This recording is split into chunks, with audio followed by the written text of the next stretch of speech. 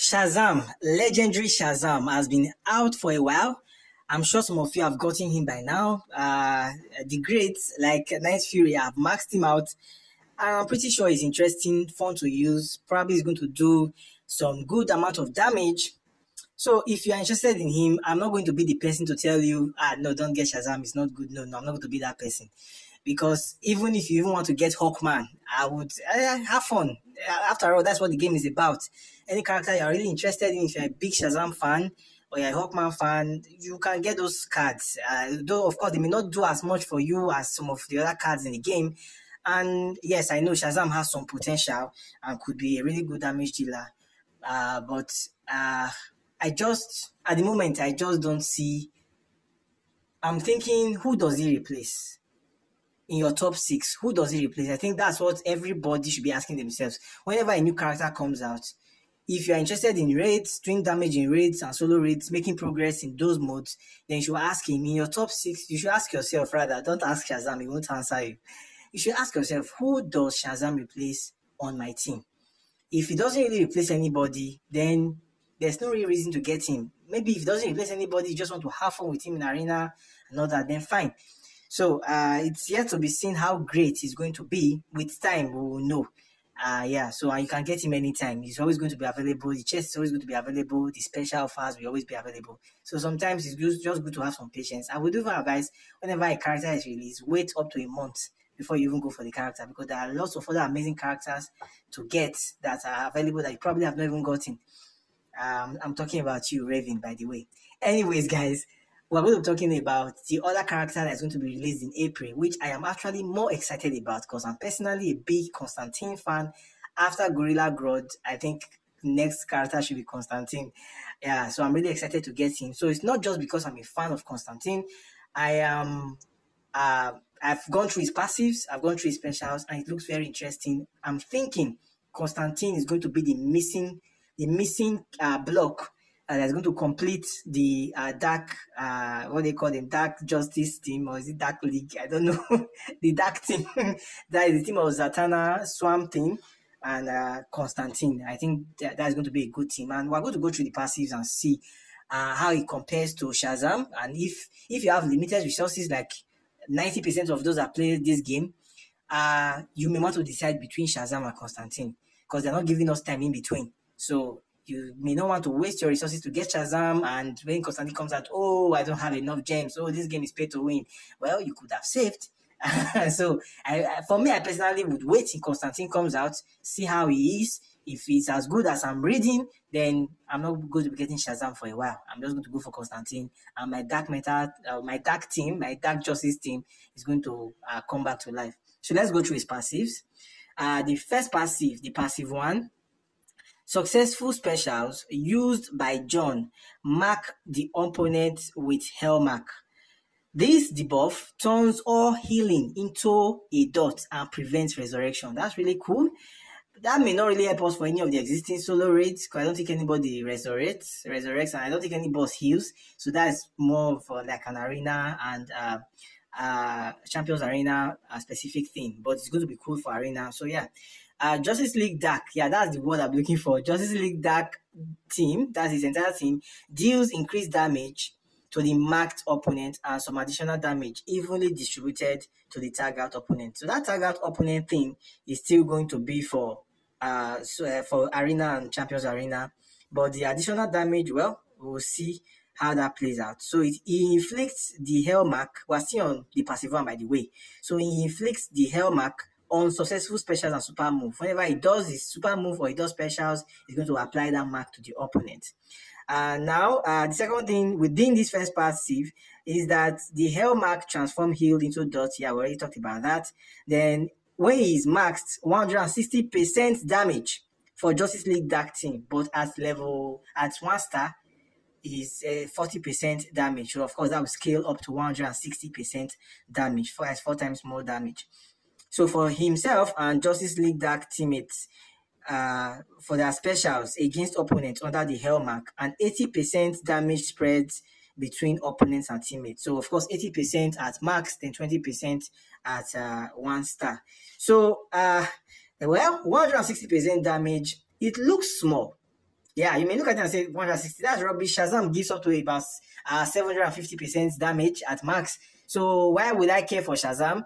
Why would I care for Constantine when Shazam is already giving me way more than this? It depends on how it is calculated.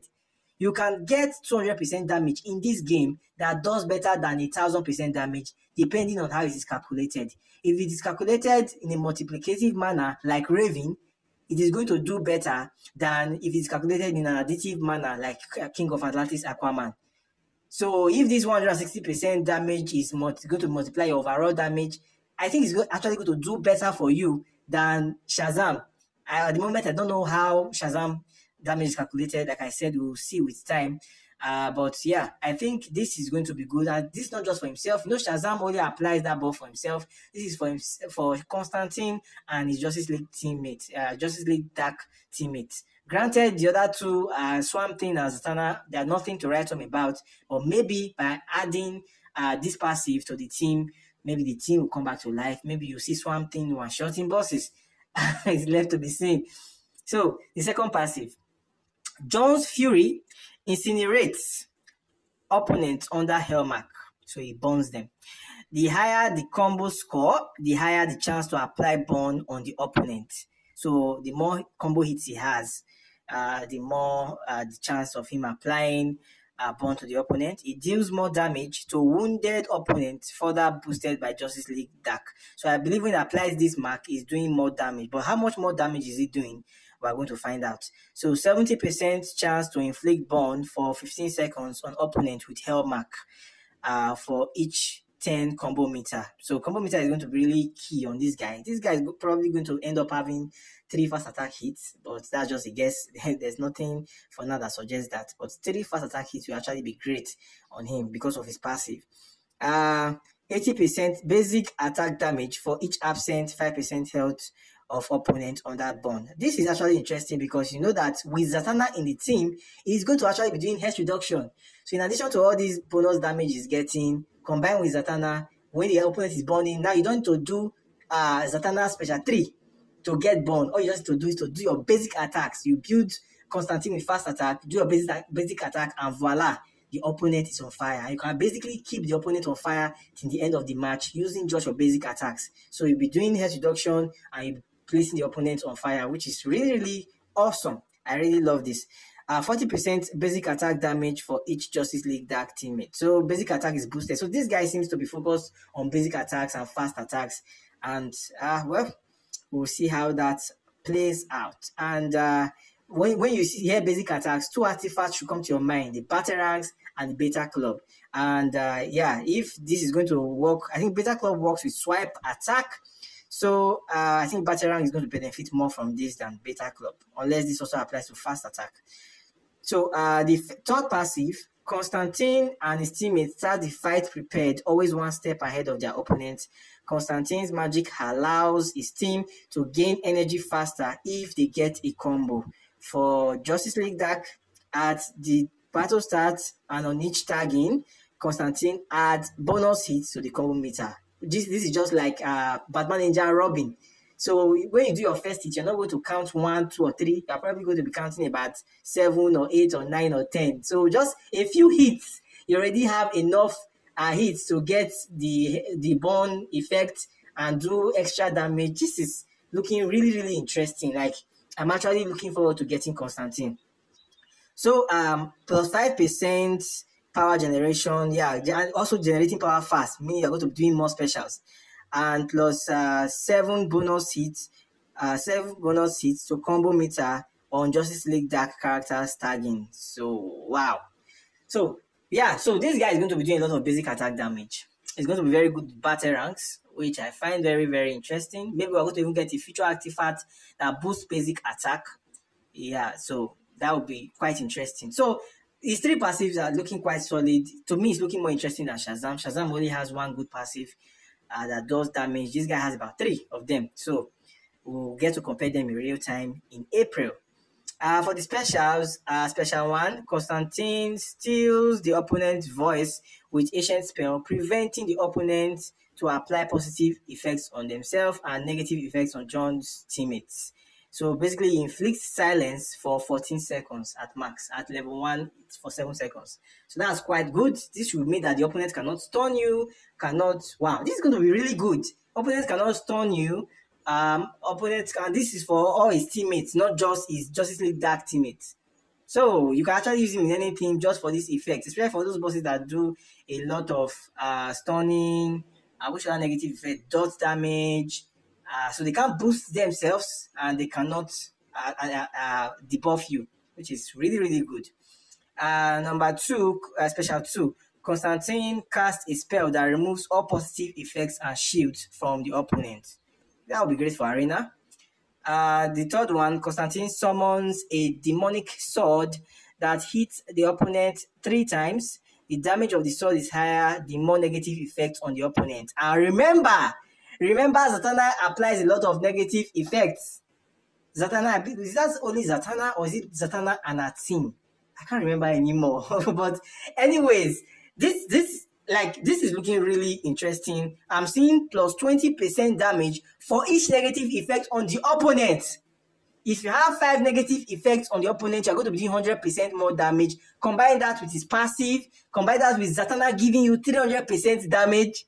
Whoa, guys. I'm really, really excited for Constantine. I think we have something special here. If NRS actually designs this properly, Constantine and the Justice League Dark team is going to be OP. This is going to be awesome. We're going to have another metal team in our hands once Constantine drops. So I'm going to advise everyone, just wait. Just wait. If you can. If you don't have G3 balls, you just wait. Wait in April. Let Constantine drop. I'm definitely going to be going for Constantine as soon as he drops. I'll get his gas, get everything, set him up. Yeah, then we can compare him to Shazam and make our decision. So those that can afford it, of course, you can get both of them. It doesn't matter. You probably, in fact, those that can afford it, probably at this point, you've already gotten Shazam and maxed him out. But if you really think that you don't have enough gems for it to save your gems for Constantine, Constantine is really going to, it seems very interesting on paper. Sorry, I forgot the super move. So basically, super move reduces the opponent's team's attack and adds it to Constantine until the end of the battle. So basically, you reduce the opponent's attack by 20% and you gain that 20% attack. So this is going to be very good against those high attack bosses like Boss Black Adam. So you see 20% of the attack. 20% of the attack is going to be really, really OP for Constantine. So, guys, like I said, I'm really excited for Constantine. I really hope we get him. I really hope it's as good, as he is on paper. And yeah, I'm looking forward to getting him. If you enjoy my videos, you can support me by destroying the subscribe button, and I'll see you guys on the next one.